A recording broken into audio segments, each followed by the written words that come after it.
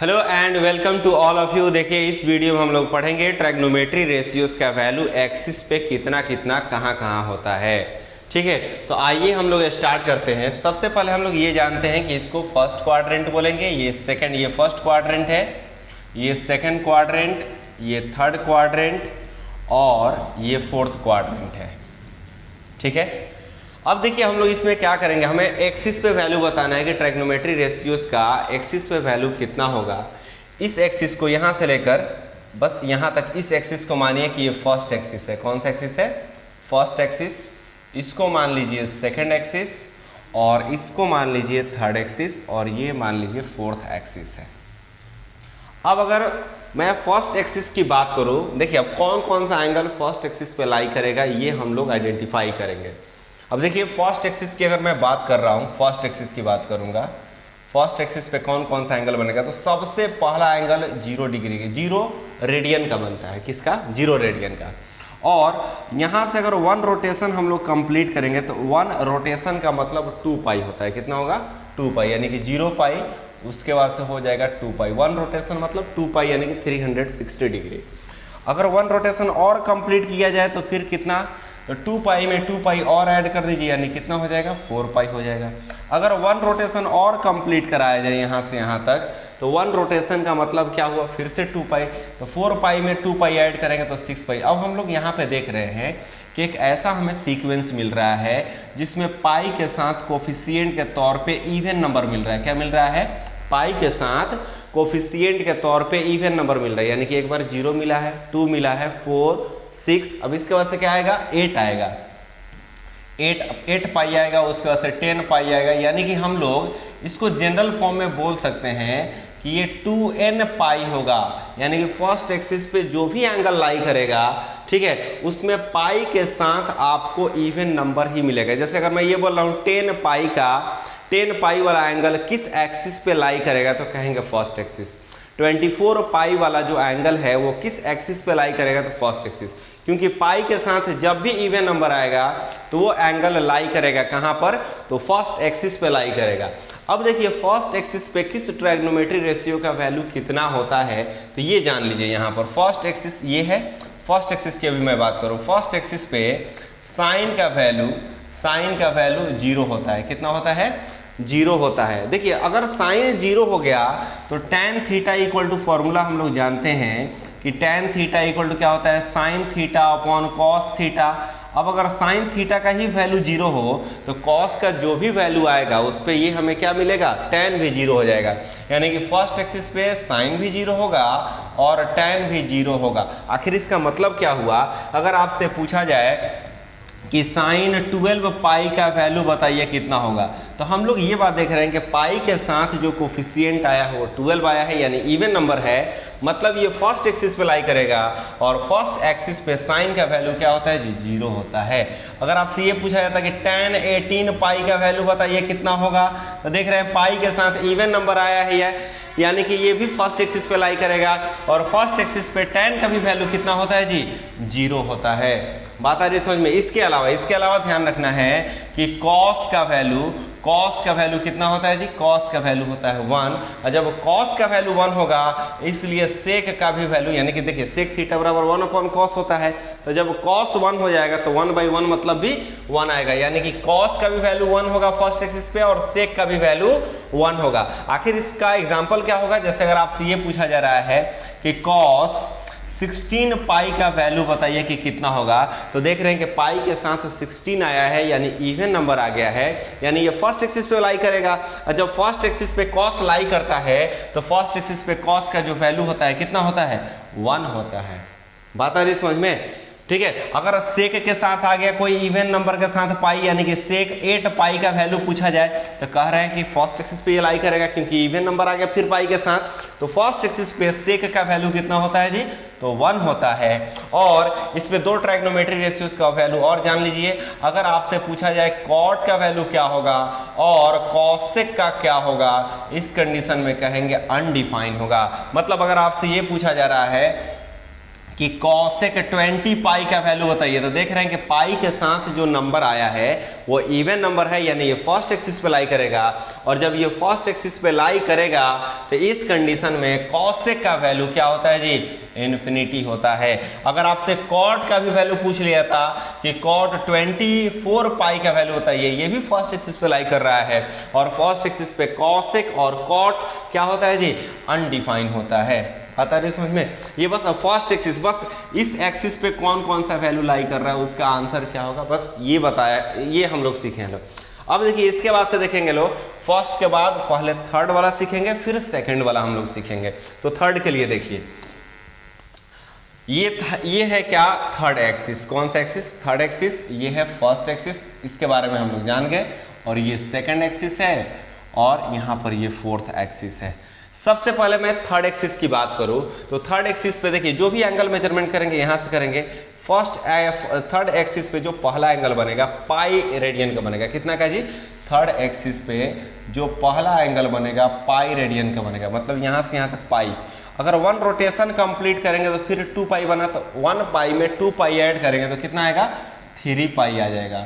फिर इसके बाद से 1 रोटेशन यहाँ से और कंप्लीट करेंगे, ठीक है, तो 1 रोटेशन यानी 2 पाई, तो 3 पाई में 2 पाई ऐड करेंगे तो अब यहाँ पे आएगा 5 पाई, इसके बाद से आ जाएगा 7 पाई, इसके बाद से आएगा 9 पाई। यानी कि पाई के साथ ऐसा नंबर आ रहा है जो ऑड नंबर है। क्या है जी, ऑड नंबर। यानी कि पाई के साथ अगर इवन नंबर आएगा तो फर्स्ट एक्सिस पे लाई करेगा, और पाई के साथ अगर ऑड नंबर आएगा तो वो थर्ड एक्सिस पे लाई करेगा। बात आ रही समझ में? अब इसका जनरल फॉर्म अगर मैं लिखूं कि कितना लिख सकते हैं लोग, तो बोल सकते हैं क्या, 2n + 1, ठीक है, और इसके साथ लिख दीजिए क्या, पाई, या 2n - 1 पाई।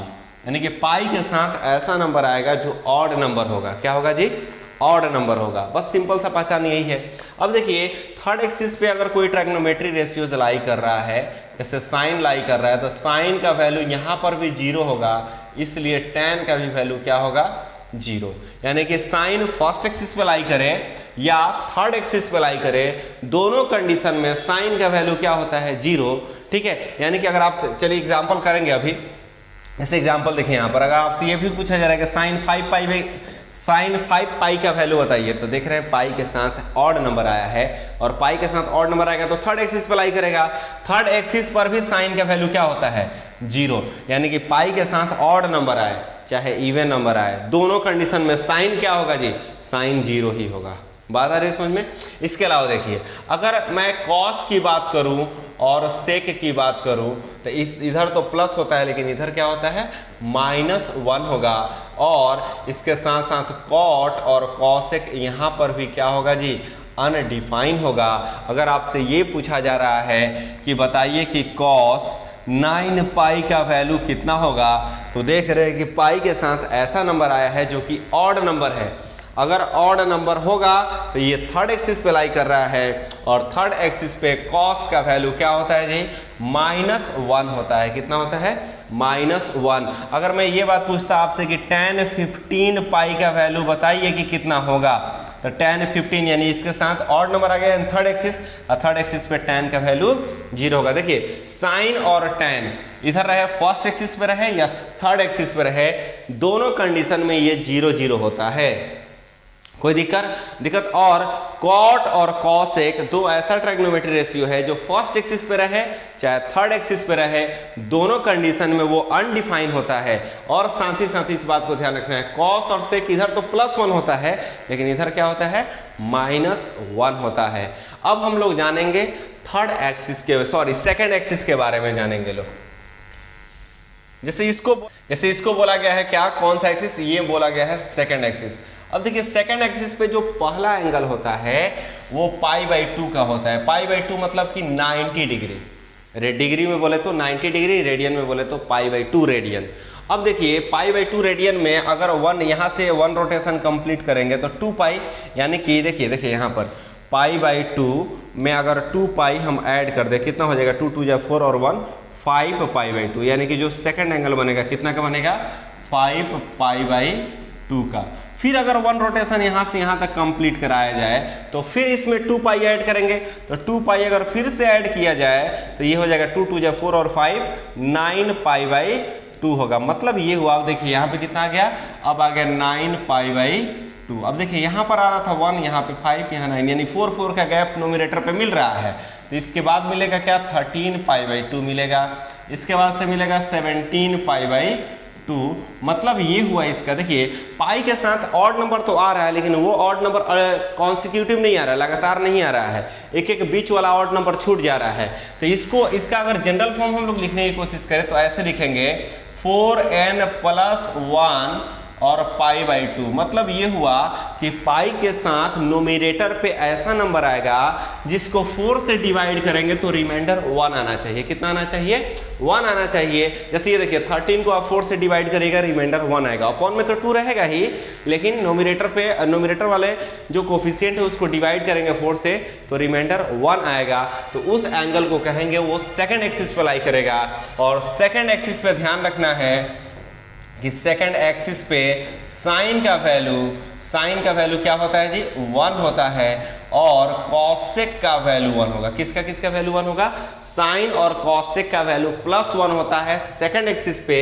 और कॉस की अगर मैं बात करूं तो कॉस का वैल्यू हो जाता है कितना, 0। और कॉट का भी वैल्यू होता है 0।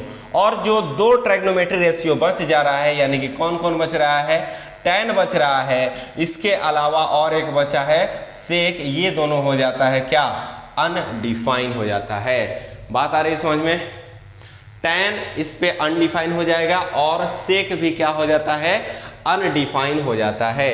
ठीक है, इसके अलावा देखिए थर्ड एक्सिस भी यहीं पर जान लीजिए। सबसे पहले एग्जांपल जान लीजिए यहाँ पर, अगर आपसे ये पूछा जाए साइन 13 π/2 का वैल्यू बताइए। देखिए अपॉन में 2 रहना चाहिए, तभी ये सेकंड एक्सिस पे लाई करेगा।